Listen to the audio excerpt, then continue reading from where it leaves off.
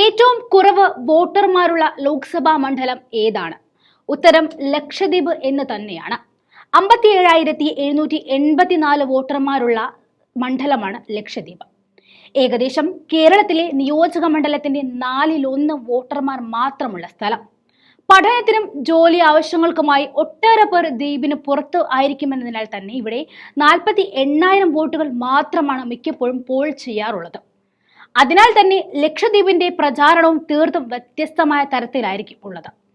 ലോക്സഭാ തിരഞ്ഞെടുപ്പിന്റെ ആദ്യഘട്ടത്തിൽ April 19 Lakshadweep polling ബൂത്തിലേക്ക് നീങ്ങുന്നത്. 2014 കണക്കനുസരിച്ച് വോട്ടർമാരുടെ എണ്ണം ഏറ്റവും കുറവുള്ള ലോക്സഭാ മണ്ഡലമാണിത്. നിലവിലെ MP ആയ NCPയിലെ മുഹമ്മദ് ഫൈസൽ 3ാം തവണയും തിരഞ്ഞെടുപ്പ് കളത്തിലുണ്ട്. മുഖ്യ എതിരാളി കോൺഗ്രസിലെ ഹംദുള്ള സെയ്ദാണ്. നഷ്ടപ്പെട്ട സീറ്റ് തിരിച്ചു പിടിക്കുക എന്നതാണ് കോൺഗ്രസിന്റെ ലക്ഷ്യം. അതിനായി ഫൈസലിനെതിരെ ചുമത്തിയ വധശ്രമ കേസ് കോൺഗ്രസ് ആയുധമാക്കുന്നുണ്ട്. 2009 മുൻ MP PM സൈദിന്റെ മരുമകനെ കൊല്ലാൻ ശ്രമിച്ച കേസിൽ ഫൈസൽ പ്രതിയാവുകയും പെട്ടെന്നുള്ള ഒരു തിരഞ്ഞെടുപ്പ് സാമ്പത്തിക ബാധ്യത ഉണ്ടാക്കുമെന്ന് ചൂണ്ടിക്കാട്ടി ഫൈസലിനെ കുറ്റക്കാരനല്ല എന്ന് കണ്ടെത്തിയ വിധി കോടതി മരവിപ്പിച്ചതിനെ തുടർന്ന് ഫൈസൽ വീണ്ടും MP സ്ഥാനം തുടരുകയുമായിരുന്നു. ഫൈസലിന്റെ ക്രിമിനൽ പശ്ചാത്തലം കോൺഗ്രസ് ആയുധമാക്കുന്നത് കൊണ്ട് തന്നെ അതിനെ പ്രതിരോധിക്കാനുള്ള ശക്തമായ നീക്കത്തിലാണ് NCP. മുൻപ് നടന്ന തിരഞ്ഞെടുപ്പുമായി ബന്ധപ്പെട്ട കേസിൽ ഫൈസലിനെ 10 വർഷത്തോളമായിരുന്നു കേരള ഹൈക്കോടതി ശിക്ഷിച്ചത്. ഇതിന് പിന്നാലെ ഫൈസലിനെ MP സ്ഥാനത്തു നിന്നും അയോഗ്യരാക്കുകയായിരുന്നു.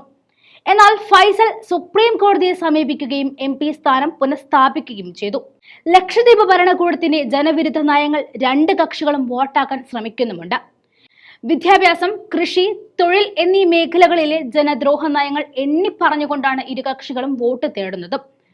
കേന്ദ്രഭരണ പ്രദേശവും ഒരു മണ്ഡലം മാത്രമുള്ള ലക്ഷദ്വീപിൽ ചുവടൊന്നും വെക്കാൻ കഴിയാത്ത കടുത്ത അതൃപ്തിയാണ് BJPക്കുള്ളത്.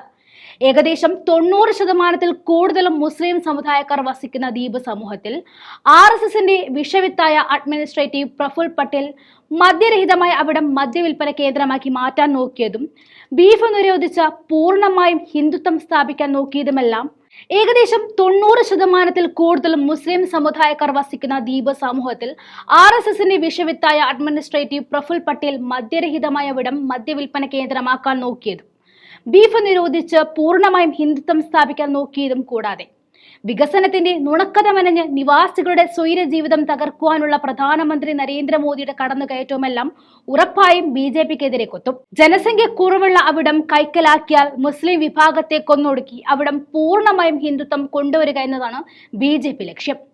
ആ ലക്ഷ്യത്തെ മനസ്സിലാക്കിയ ഓരോ ദ്വീപ് നിവാസികളും BJPക്കായി വോട്ട് ചെയ്യില്ല.